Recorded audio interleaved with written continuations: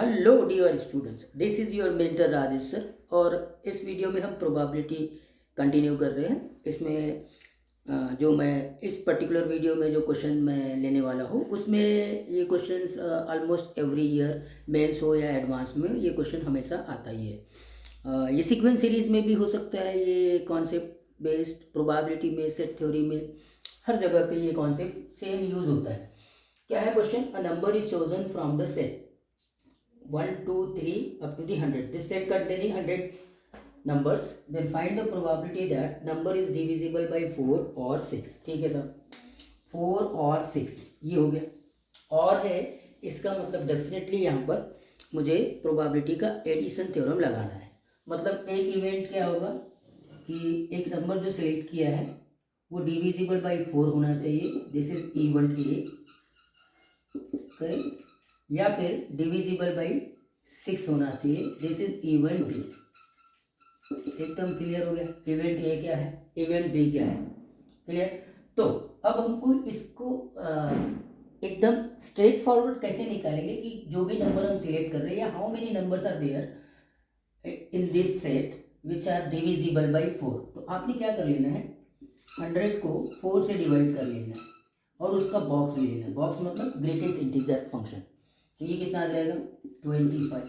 मतलब आपके पास में एन ऑफ ए ये आपका 25 आ गया। There are 25 such numbers which are divisible by 4। Similarly अगर डिविजिबल बाई 6 लेना है तो आप 100 को 6 से डिवाइड कर दीजिए, उसका बॉक्स ले लीजिए। बॉक्स मतलब ग्रेटेस्ट इंटीजर फंक्शन।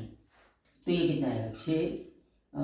16 आ जाएगा। So therefore N of B आ गया आपके पास में 16।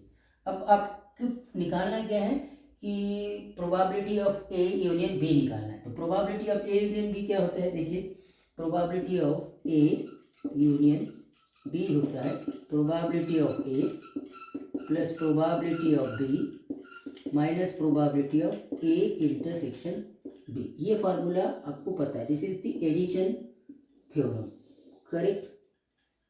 तो ए प्रोबेबिलिटी ऑफ ए निकालने के लिए एन ऑफ ए निकालना पड़ेगा, प्रोबेबिलिटी ऑफ बी निकालने के लिए एन ऑफ बी निकालना पड़ेगा, जो हमने निकाल लिया है।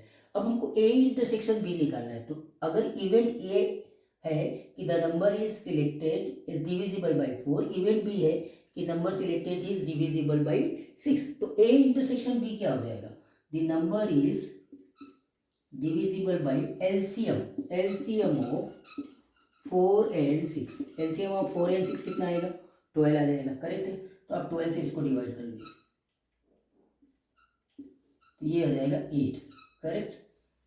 ठीक, इतनी बात समझ में आ गई है। तो स्ट्रेट फॉरवर्ड आपने क्या किया है, ग्रेटेस्ट इंटीजर फंक्शन ले लिया है 100/4 का। तो 4 से कितने नंबर डिविजिबल है? यहाँ टोटल 100 नंबर है, ये भी आपको क्लियर है। तो डायरेक्टली आप P of A union B निकाल सकते हैं, जो आपका रिक्वायरमेंट है। दैट इज आप क्या करें, 25 प्लस 16 माइनस 8, और टोटल कितने हैं आपके पास में? 100 नंबर्स है। बस हो गया, आंसर आ गया आपको। तो 25 प्लस 8 मतलब कितना? 33। तो 33/100 ये आपका आंसर होगा। तो बहुत सिंपल सा कॉन्सेप्ट है, लेकिन फ्रीक्वेंटली पूछा जाता है। तो इसके ऊपर हम क्या करते हैं, एक एडवांस का PYQ ले लेते हैं। और ये जेई एडवांस 2021 में ये क्वेश्चन देखिए, ये बोलता है कि a number is chosen at random, a number is chosen at random from the set. Set में ये नंबर्स है 1, 2, 3, 4 अप टू दी 2000, मतलब टोटल 2000 नंबर्स वहाँ पे प्रेजेंट है, ठीक है? Let P B the probability that number is the multiple of 3। तो ये मल्टीपल ऑफ 3, और ये और आ गया मतलब मेरा एडिशन थ्योरम आ गया, करेक्ट? और मल्टीपल ऑफ 7।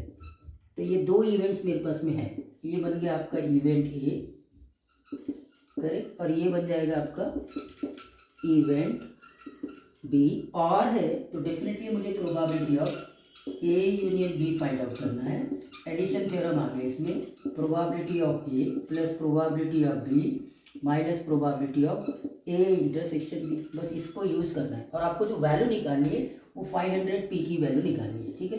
500 पी की पहले पी निकाल लेंगे, ठीक है? ठीक है, अब क्या है कि P of A plus P of B minus P of A intersection B हम अलग नहीं निकालेंगे, सीधा एन ऑफ ए निकाल लेते हैं। तो एन ऑफ ए क्या आएगा? अभी जैसे मैंने बोला था कि 2000 है, 2000 को किससे डिवाइड कर दीजिए, 3 से, उसका बॉक्स ले लीजिए, बॉक्स मतलब ग्रेटेस्ट इंटीजर फंक्शन, तो ये आ जाएगा आपका 666। एन ऑफ बी ले लेते हैं, एन ऑफ बी आपको 2000 को 7 से डिवाइड कर लीजिए, बहुत सिंपल आप डिवीजन कर सकते हैं, तो ये आ जाएगा आपका 285, करेक्ट। फाइन। सिमिलरली अब एन ऑफ ए इंटरसेक्शन, बस यहाँ पे थोड़ा सा आपको केयर करना है, एन ऑफ ए इंटरसेक्शन भी लेना है, तो आपको 2000 को किससे डिवाइड करना पड़ेगा, इसके एलसीएम से। एलसीएम क्या आएगा, एलसीएम ऑफ 3 and 7 कितना होता है, 21, तो 21 से आप 2000 को डिवाइड कर लीजिए और फिर उसका बॉक्स ले लीजिए, तो 21 से जब आप इसको डिवाइड करते हैं तो ये आ जाता है 95। खत्म हो गया, क्वेश्चन खत्म हो गया।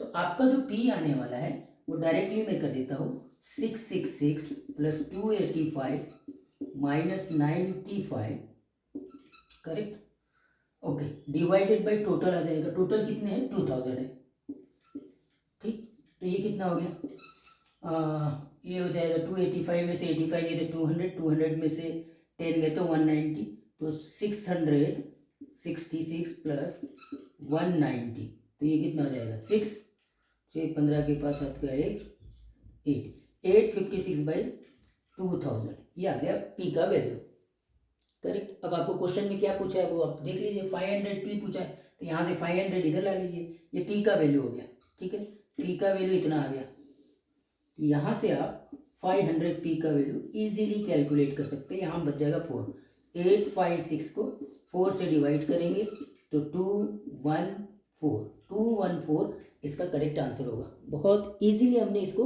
कैलकुलेट कर लिया। तो ये पर्टिकुलर वेराइटी को भी आप एकदम 100% श्योर मानिए, अगर आप मेंस के एग्जाम में जा रहे हैं, एडवांस के एग्जाम में जा रहे हैं, तो इस प्रकार के क्वेश्चंस इस कॉन्सेप्ट के ऊपर बहुत फ्रीक्वेंटली पूछे जा रहे हैं। और ये सेट थ्योरी में भी अगर टोटल नंबर की बात कर रहा है, प्रोबेबिलिटी को छोड़ दीजिए तो भी वही कॉन्सेप्ट चलेगा, नंबर ही मैंने निकाले और फिर बाद में स्टेप फॉरवर्ड एक स्टेप आगे जाके प्रोबेबिलिटी निकाले, टोटल नंबर से मैंने डिवाइड कर दिए, करेक्ट है क्या। सेम इसी कॉन्सेप्ट को आप सीक्वेंसर सीरीज में भी यूज़ कर सकते हैं। Thank you.